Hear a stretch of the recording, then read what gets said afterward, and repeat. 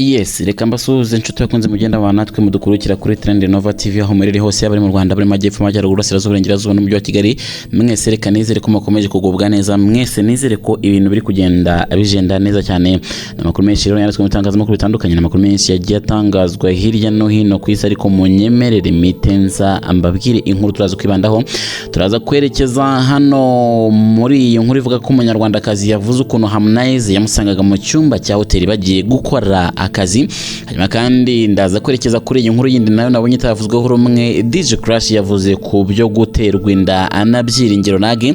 Ndaza gutangaruka kandi niwihute cyane nkubwira ko abapolisi barinda Minisitiri w'Intebe Suminwa barashinjwa kwica umupolisi. Nibiza kunkundira kandi ndaza no kubwira nuko Burundi abadepite nyine bari mu mazi abira. Izo nkuru zose ndaza kuzikubwira neza cyane 5 kuri 5. Wowe ikisabwa ni ikintu only one, urasabwa kugumana natwe umuri hanyuma ukazenda ukurikira amakuru tugutegurira 5 kuri 5. Mwibutsa ko turi kuri Trend Nova TV ndetse kandi wanadukurikira no kuri X, ubundi hose ukagenda utubwira uko bimeze. None kandi nkwibutsa ko hari amakuru menshi 5 kuri 5. Ushaka kujya muri group ya WhatsApp yacu kugira ngo ujye ubona amakuru yacu, wasiga nimero muri comment ubundi ukagenda ubona amakuru muri group yacu. Hanyuma reka twihute rero nkubwire ko umunyarwandakazi yavuze ukuntu Harmonize yamusangaga mu cyumba cya hoteli bagiye gukorana akazi. Umunyarwandakazi Umuhoza Rayika uzwi nka Rayika Music yongeye gusobanura abyeruye ku mubano we na Harmonize umukunzi ndetse ukomeye kandi wo muri Tanzania, nyuma yuko amafoto ya bombi yasakaye ku mbuga nkoranyambaga akibazwaho byinshi n'abakunzi cyane cyane abo muziki.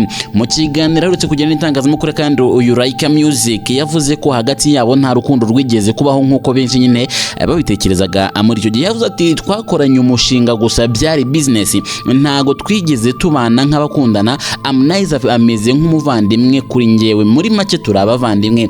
Yavuze kandi yamaze ibyumweru 2 muri Tanzania ari muri hoteli aho Harmonize kandi yazaga bagakorana indirimbo hanyuma agahita asubira iwe. Yavuze ati yazaga tukaganduka indirimbo tukayikorera ndetse hanyuma akagenda.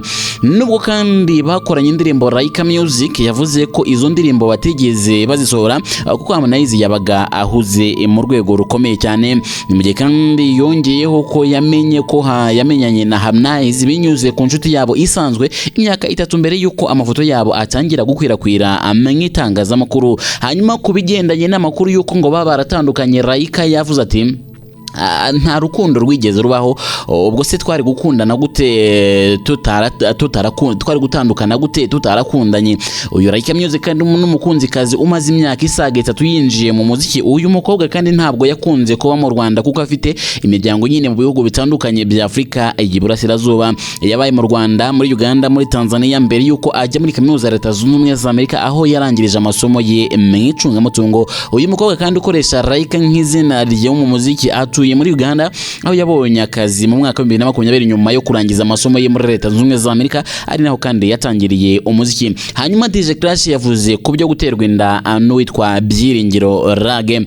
Mu gihe kandi inkuru ivuga ko rutayizamu ekipe y'igihugu Amavubi Byiringiro Rage yaba yarateye inda, DJ Crash ikomeje kuzenguruka ku mbuga nkoranyambaga impakane zose mu baturage ndetse kandi no mu bakunzi b'imyidagaduro n'umupira w'amaguru muri rusange. No kuvuga ngo kuri iyi nshuro imyidagaduro, siporo, umuziki byose byahuye. Iyi nkuru yamenyekanye bwa mbere ku rubuga nkoranyambaga rwa X yitwa Twitter, Instagram, TikTok, aho bivuga ko ngo aba bombi barimo gutegura ibirori ngo byo kwishimira umwana. Bivuga ko ngo bateganya kwibaruka vuba ndetse kandi ibyo bise baby shower.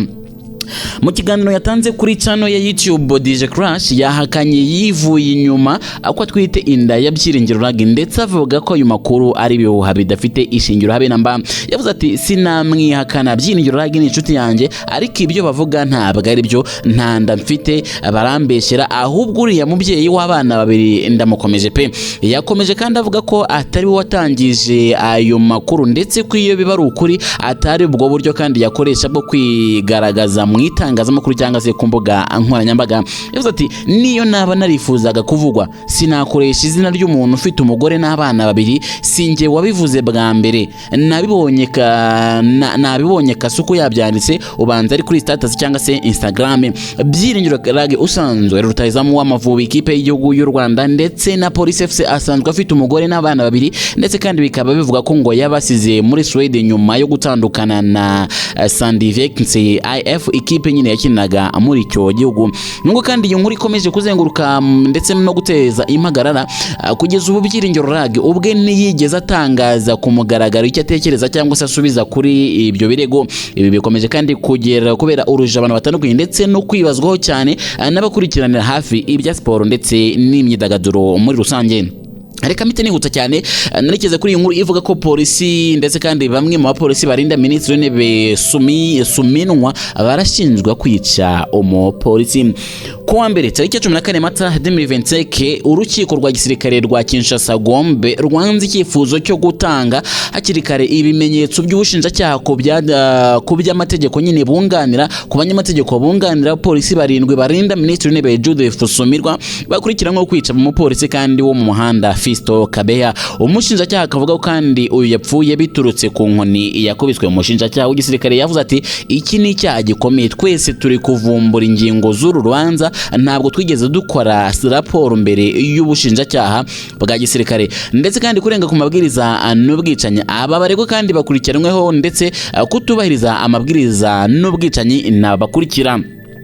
Uwa mbere ni uwitwa Komiseri Superieur Ajoit Olivier Kanza, wa kabiri ni Komiseri Superieur Ajoit Banza Ngongole, wa gatatu ni Su Komiseri Michel Yarara, wa kane ni Su Komiseri Ajoit Mangela Mbenu, wa gatanu ni Su Komiseri Ajoit Limbelele Kaindu, wa gatandatu kandi ni Brigadier en Chief Sangwa Malangi, wa nyuma kandi ni Agent de Police Theo Kabongo. Ubwo ku rubanza kandi rwaburanishwaga kuwa mbere, umushinjacyaha wa gisirikare yavuze ko umupolisi wari usanzwe ashinzwe umutekano kandi wo muhanda Fisto Kabeya yakubiswe n'abaregwa bose mbere y'urupfu rwiwe. Ku itariki 25 Werurwe 2025 Minisitiri w'Intebe yavuye ku biro bye ajya muri perezidansi ku butumire bw'umuyobozi mukuru igisirikare. Ndetse kandi igitangaje nuko bitandukanye nkuko nyine byari byitezwe. Nyuma y'iminota mike rero twabonye cortege cyangwa se abari bamuherekeje izengurutse kuri inshuro na Minisitiri nyine w'Intebe urimo. Yarizengurutse nta Minisitiri urimo. Iyi nkuru kandi dukesha mediacongo.net ivuga ko komiseri mukuru wungirije Olivier Dunia Kanza yajyanye n'abari bamuherekeje bakubita umupolisi Fisto Kabeya bamusanze ahakorera bimuvira mu rupfu. Mu gusubiza kandi komiseri wungirije Olivier Kanza ushinzwe umutekano wa Minisitiri w'Intebe Judith Suminwa kuwa mbere yavuze ko atigeze agirira nabi kanyakwigendera Fisto Kabeya mbere yo kumushyikiriza abayobozi bafite mu bashi nyine ngo kubera gutuka umuyobozi wa guverinoma. Yavuze ati umupolisi Fisto Kabeya yari yatutse Minisitiri w'Intebe, niyo mpamvu tumaze gutwara Minisitiri w'Intebe twagarutse ngo tumushyikirize ubuyobozi ubufitiye nyine umuyobozi ufitiye ububasha komiseri mukuru banga ngo amuhati ibibazo. Yinjiye muri jipe nta muntu wigeze umuhutaza cyangwa se ngo amukomeretse. Munyemere kandi nigarukire kwa General Neva kwa nyakubahwa Perezida w'igihugu cy'u Burundi Evariste Ndayishimiye. Utimeze bitero kwa Evariste Ndayishimiye. Perezida w'Inteko Ishinga Amategeko y'u Burundi yitwa Grance Daniel Ndabirabe yatangaje ko abadepite uyu munsi nyine bari mu mazi abira cyase bo muri Uganda bo muri Burundi bari mu mazi abira kubera amadeni nyine ngo batse muri banki ndetse kandi bubaka amazu, none manda yabo ikaba igiye kurangira abatarishyura. Uyu Ndabirabe kandi yabigarutse mu nteko rusange ihuza abadepite aho yavuze ko agiranye cyangwa se yagiriye bagenzi b'inama ndetse yo kuyubaka amazu mu nguzanyo ndetse bakamunanira. Yabwiye abadepite bagenzi bati muragowe, narababwiye ntimwanyumva, none dore manda irarangiye, mwubatse amazu huti mu madeni, none mugiye mutayishyuye, muragowe, none murajya he?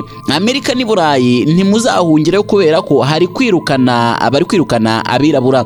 Uyu munyamategeko w'ikanse mu mushinga amategeko kandi yagaragaje ko hari abadepite bagenzi be bazanye abagore ndetse n'abana mu mujyi, akibaza ngo iyo bazerekeza ubwo manda yabo izaba irangiye cyangwa se imaze kurangira. Nimye kandi amatora abagize Inteko Ishinga Amategeko y'u Burundi cyangwa se umutwe w'abadepite ateganyijwe ku itariki 5 Kamena uyu mwaka wa 2025. Nimye kandi abasenateri iyo azaba mu mpera y'ukwezi kwa kane cyangwa se amatora y'abasenateri yo azaba mu mpera z'ukwezi kwa Kanama. Hanyuma rero kamashimire cyane nshuti bakunzi mugenda bana natwe 5 kuri Trend Nova TV. Amakuru yo aracyabageraho neza cyane 5 habaye mu Rwanda, ayo hanze, mu myidagaduro, muri siporo. Ayo makuru yose tugenda tuyakugezaho neza cyane 5. Ikintu tugusaba cyo nyine ni ikintu kimwe gusa, no gukanda subscribe, hanyuma wagera kuri X cyangwa se yazo yitwa Twitter, nayo ugakanda follow kugira ngo amakuru yose naho azajyanyura uje uba wa mbere mubo ageraho. Ndabashimiye, mukomeze kugira ibihe byiza. Bye bye.